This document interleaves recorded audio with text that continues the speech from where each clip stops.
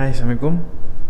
Terima kasih semua sebab terus menonton video saya. Okay, hari ni kita akan buat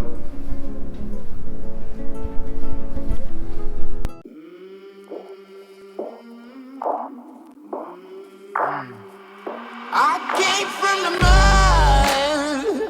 There's dirt on my hands.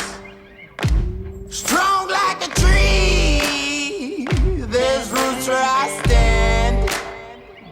Oh, I've been running from the law. Okay, hari ni kita akan buat sesuatu yang agak malas. Hope they won't shoot me down soon.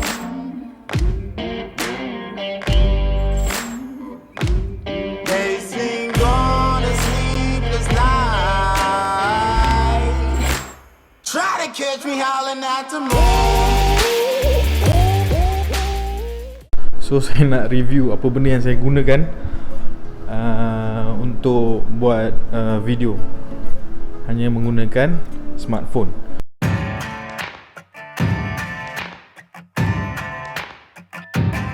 So, apakah apps yang saya gunakan? Saya akan listkan 5 apps yang saya gunakan untuk membuat video hanya menggunakan smartphone. Howling at the moon.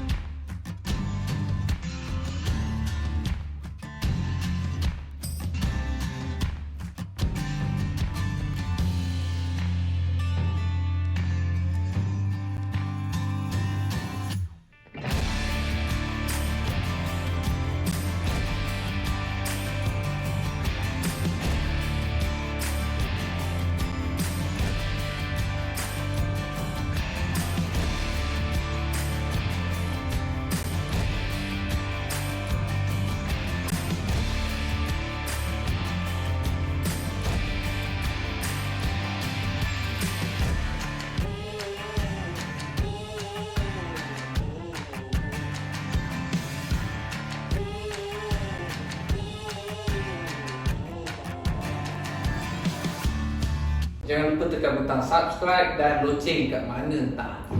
See, peace out.